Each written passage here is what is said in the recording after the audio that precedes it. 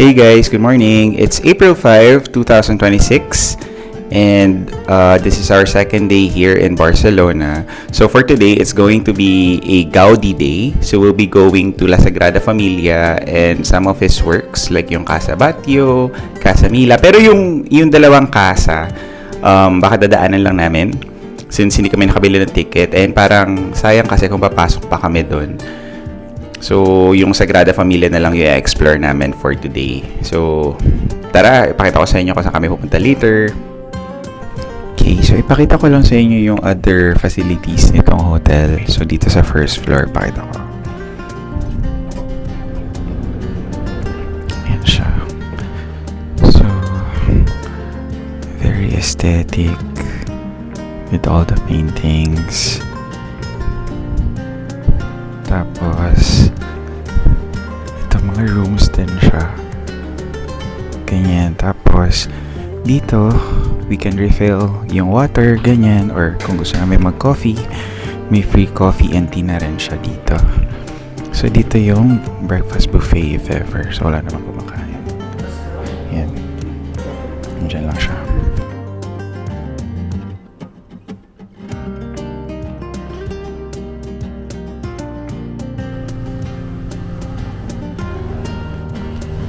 Yan, so may free coffee din dito if you want. So, it's very nice.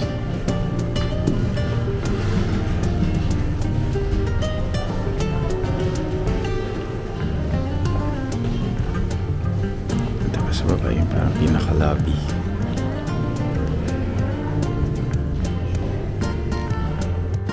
Hey guys, so we're now out and about. So first itinerary natin is yung mga casa. So eto siya. First casa of the day, itong Casa Amatller. So very nice nung kanyang architecture. Tapos this is the famous Casa Batlló. Actually dalawang L siya. Akala ko Casa Batlló yan before, pero Casa Batlló pala siya. So, yan siya. Built by Gaudi. Yan. So, owned siya ng... So, casa, in English, house yun. Batlló, parang last name yun yung may-ari nung bahay na to before. So, ang cool lang, yung balcony para siyang skull-like. Tapos, iba-ibang color yan. Sa loob niyan, parang may mga illuminating walls pa siya. Pero hindi na natin pinasok kasi kung yung daming tao, diba? So yan, that's Casa Batlló. Very nice.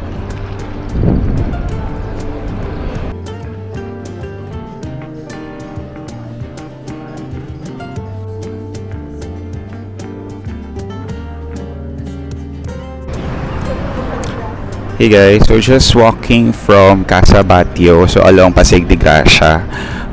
May kita na natin yung another work of Antoni Gaudi. Pakita ko sa inyo. So it's called Casa Mia. So, or this is also known as La Pedrera. So it was built between 1906 and 1912.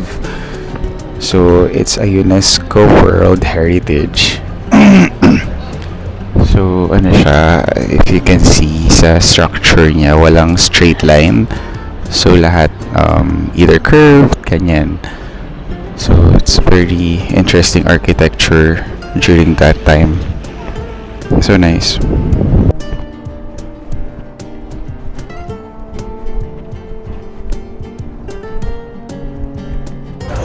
Okay guys, so breakfast time. So, one of the famous delicacies here in Spain is churros. Ayan, churros.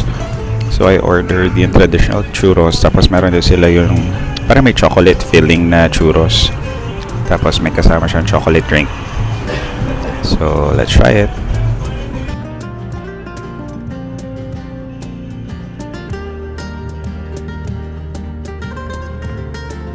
Hey guys, so kakatapos lang namin mag-breakfast nito dun sa Surrey Churrera Trebol. Pakita ko. Yan yung store niya. So, pinakita ko naman kanina. Sobrang sarap dyan nung churros. Although, parang itatay pa namin yung Guinness. San Guinness pa yon na store. So, yun yung next time may try. So, pero to sobrang okay.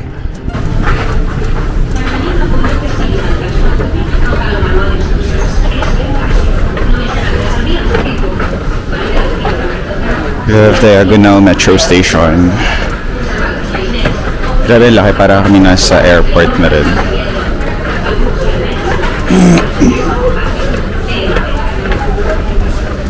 So we're now heading to Sagrada Familia.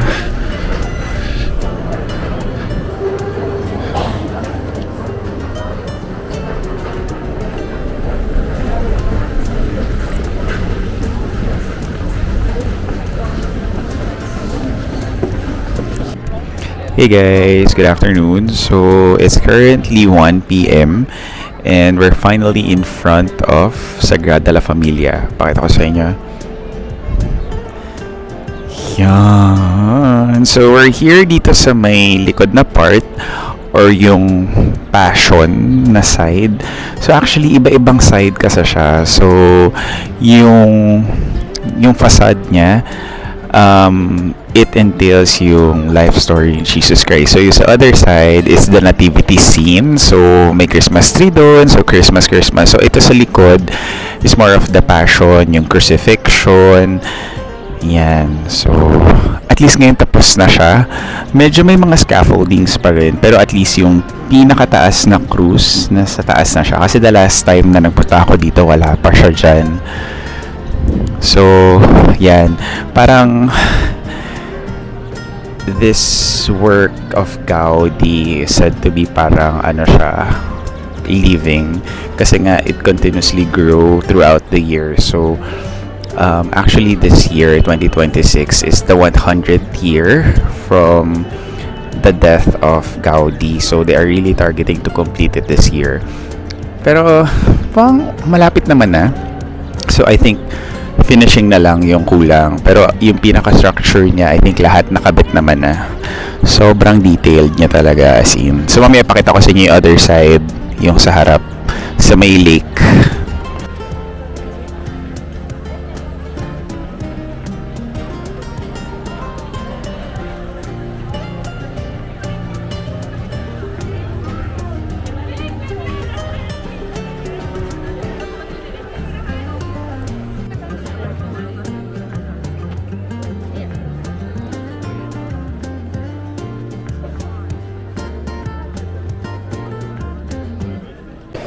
Hey guys, so we're finally inside Sagrada La Familia. Sobrang nakaka-overwhelm pa rin talaga sa ganda ng loob. Kasi first time ko makapasok dito sa loob. Like, wow. Pakita ko sa inyo. Grabe, look at those details. Yung stained glass. Tapos grabe yung yung ceiling. Like, ayan, tapos nakita niyo yan, may apat. Yung pinaka 4 pillars niya, yung gospel. So, si Mark, Matthew, sino ba to? Si Paul. Ayan. So, andyan siya lahat. Tapos, ang ganda pa ng ilaw na nag-reflect. Actually, mas okay yan during sunset daw. Kasi nag-iiba-iba siya ng kulay. Kapag sunrise, dito medyo cool yung colors, mga blue and green. Tapos pagpa-sunset, yan, mga orange, red. Grabe. Sobrang masterpiece niya talaga. Like, hindi mo alam paano ginawa yan. So, understandable na abutin ng 100 years talaga yung paggawa nito. Yung labas pa lang sobrang detailed na. Tapos dito sa loob, mas grabe yung details. Ang daming tao. Pero I would understand. Hinahanap ko yung parang pinaka-altar niya. Teka nga, ikutin nga natin dito. So mamayang 3:30 yung schedule namin. So meron kaming tower access. Aakyat kami sa towers dito sa may nativity scene. Kasi nga dalawa yung towers niya. Isa dun sa may Passion. More stained glass here.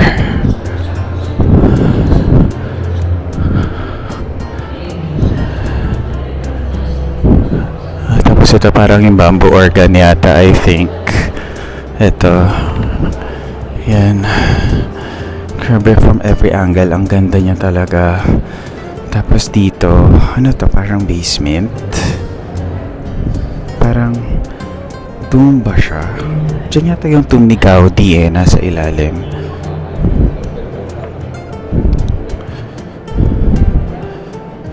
Ayun. Parang ano ba dyan hinuhold yung mga secret masses?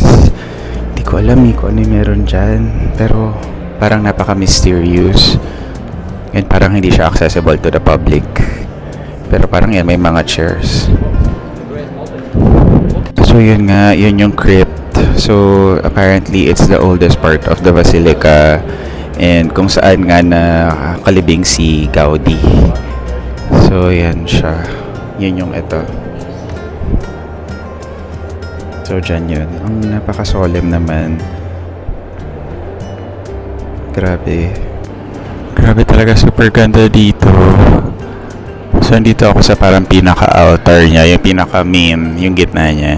So, yan yung 4 pillars with the 4 authors ng gospel. So, sila parang they serve as the pillar. Tapos yan. Grabe, I can't get over sa kagandahan niya. Like, I can't imagine paano ito magagawa ng mga tao. Grabe. So nice. So, we're now here sa tower ng Sagrada Familia. Pakita ko sa inyo dito. So, from here, nakikita yung view ng Barcelona. Tapos, up close, you can see the towers nearby. It's very nice. The details, the colors. Ayan yung colors. Ganda. Very nice. So, pababa na kami ngayon. Sobrang sikip ng stairs. Tapos, kung hihinto-hinto yung nasa harap niya, wala kayong choice kundi maghintay. So, siya.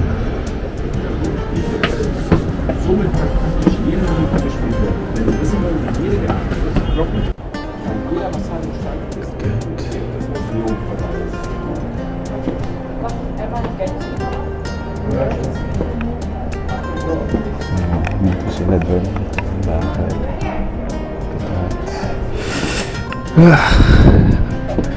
Masikip siya. Pero from here, ano bang meron dito? Okay, it's a tower. Going down even more. So yan. So may mga tao sa likod. Pero yung mga windows dito, parang nakita-kita mo yung gilid-gilid niya. So nakakatawa naman. Like, pakita ko dito. Ayan, like may mga taong bumababa din. Appreciating the details. Kasi dito mo lang ma-appreciate up close yung mga details nung ano, like yan, sa malayo, di ba? Nakikita yung mga kalapati na yan. Ito yung Christmas tree, if I'm not mistaken. So yan siya up close. Ba't nagpapalakpakan yung mga tao dun? Hindi ko alam bakit. Anyways. So yan, tapos yan yung mga life figures. Ano meron? I'm not sure. Yan. Still one of the towers. Tapos yan yung lake kung saan tayo nagpicture kanina. Yung green na yan. So lake yan. Init pa rin. So yan, may mga tao na sa harap. So you have to stop here. Look at that.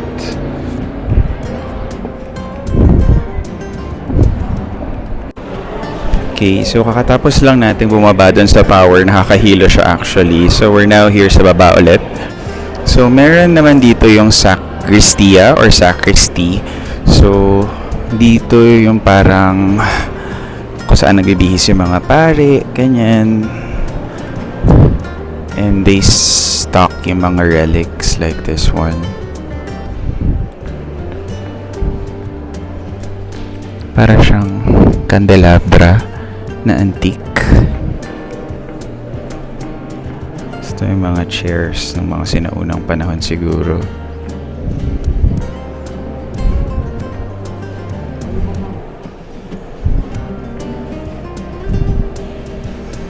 Yan, so cool.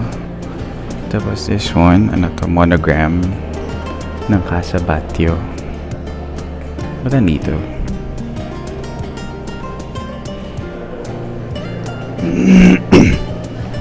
Yan, so ito mga seats.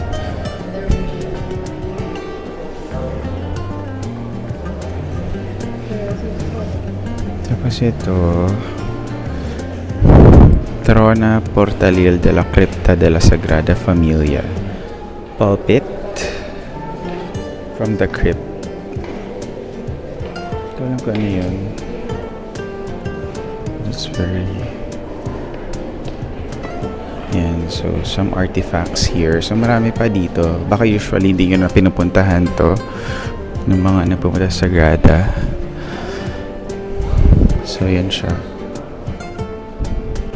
Hey guys, so we're now here sa likod naman ng Sagrada Familia dito sa may Passion of the Christ na side. Diba yung sa harap, yun yung nativity.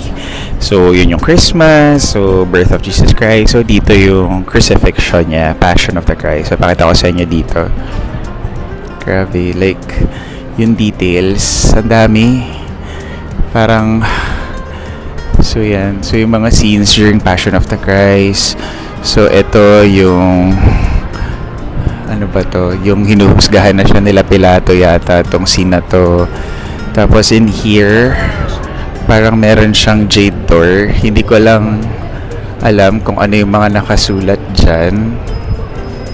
Yeah. Tapos ito Matthew 27:19. Yan.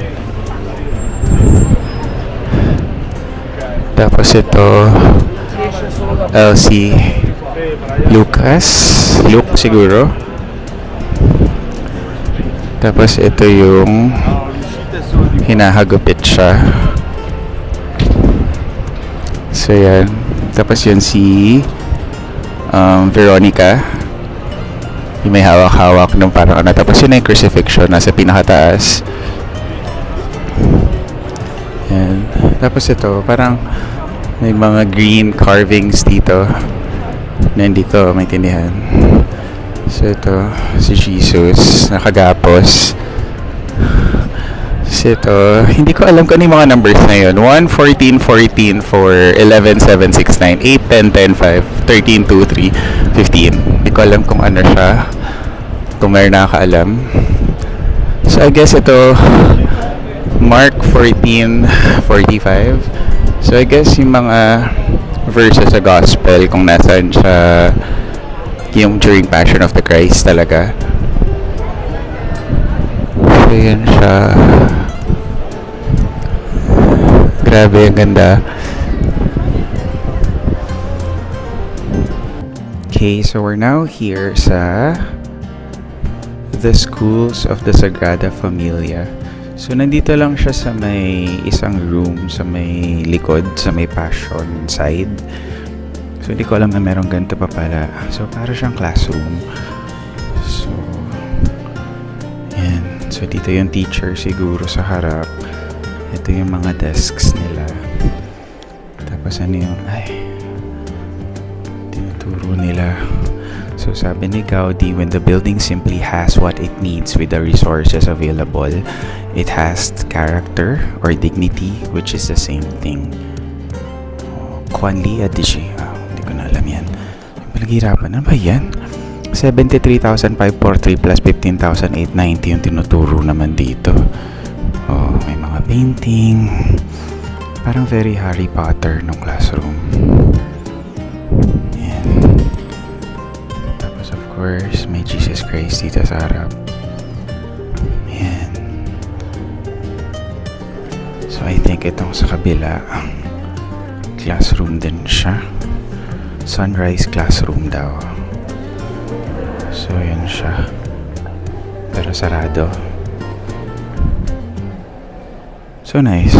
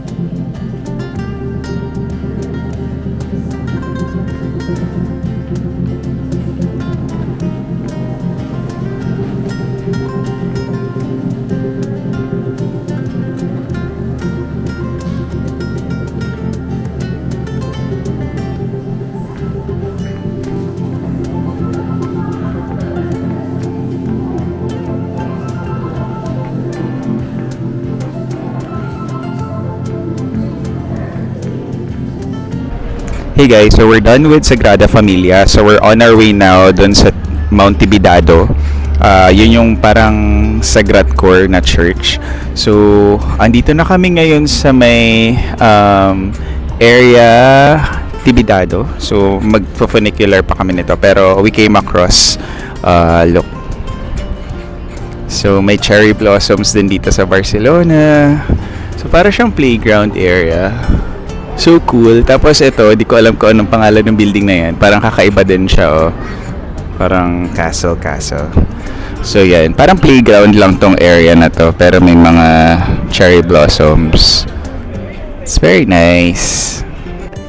Hey guys, so we're now here. Papunta na sa Mount Tibidado. Nakasakay na kami ngayon ng funicular now. So, the ticket cost €13 and 50 cents. So, pataas kasi siya. So, nandito na ako ngayon. Nakikita nyo ba? Pakita ko sa inyo. So, yan siya. Paakyat kasi siya ng bundok. So, ito yung parang overlooking yung Barcelona. Pakita ko sa inyo mamaya dun. Yan na siya. Ma-under na siya. Tapos, nakikita yung sea ng Barcelona. So nice. €13 and 50 cents to balikan na siya. Hey guys, so I finally made it here sa Tibidabo. Grabe, ang dami nangyayari dito. Ay, ang ganda. Pakita ko sa inyo. So dito, yan. So parang may mga rides dyan. So may Ferris wheel. Ito yung parang umiikot-ikot siya. Tapos may merry-go-round. Tapos dito, grabe ang ganda. Temple of Sacred Heart of Jesus of Sagrat Core. Yan yung parang may malaking Jesus Christ sa taas. It's so nice. Pasukin lang namin.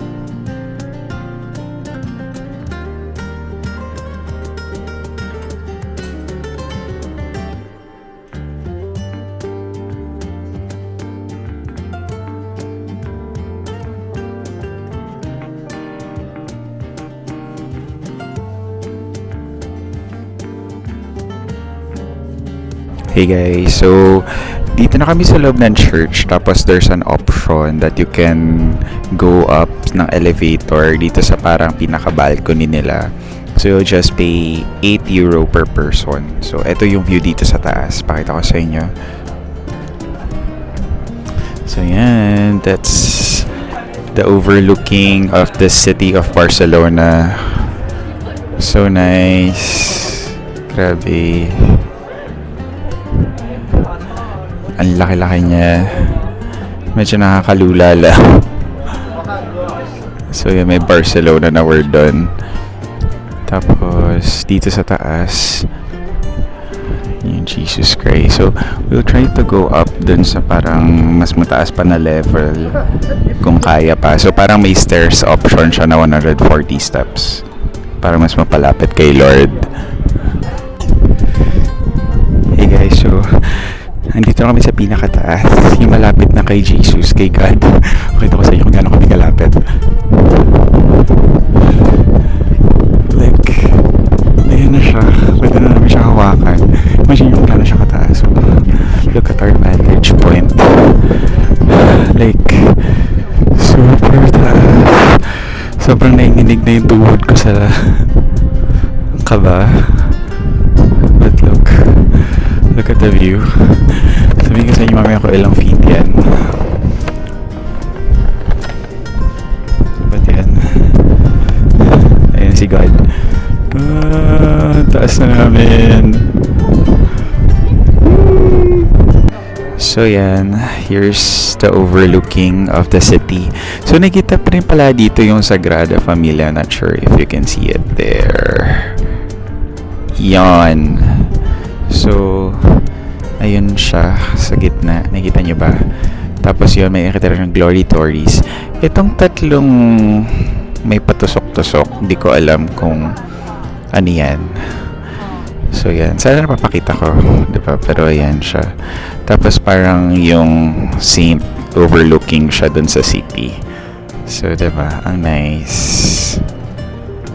So kakagaling lang namin dun sa pinakataas. So bumaba kami dito sa parang second floor. So apparently, meron siyang church above the church dun sa baba na pinakita ko kanina. Pakita ko So it's called Basilica y Ascensor. So pakita ko. So iba siya.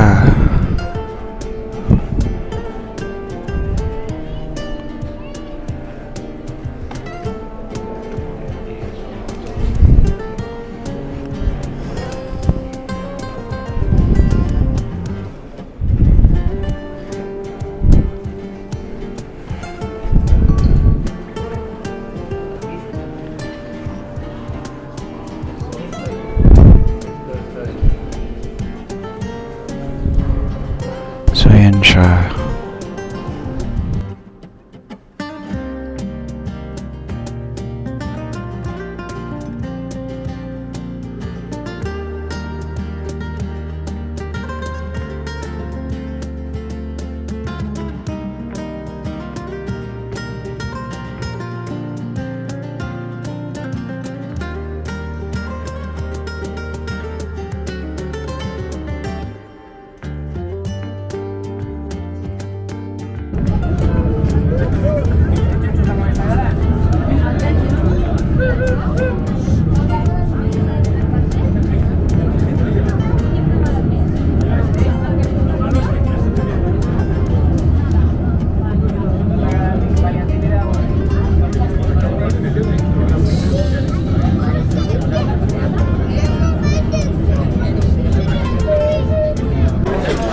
Hey guys, so we're out for dinner now. So dahil nagsawa na kami sa Spanish food, yung mga tapas.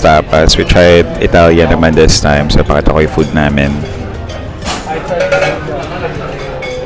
Yan, so we have speck pizza. So parang mozzarella cheese siya with mushrooms. Tapos carbonara. And I ordered Aperol Spritz. So we'll just eat now. Hey guys, good evening. So we're back in the hotel. So this day is quite packed. Ang dami nating nagawa ngayon, no? So yun nga, pinunta natin lahat ng mga gawa ni Gaudi So, we went to Casa Batllio, Casa Mila, yung La Padrera. Tapos, we explored La Sagrada Familia.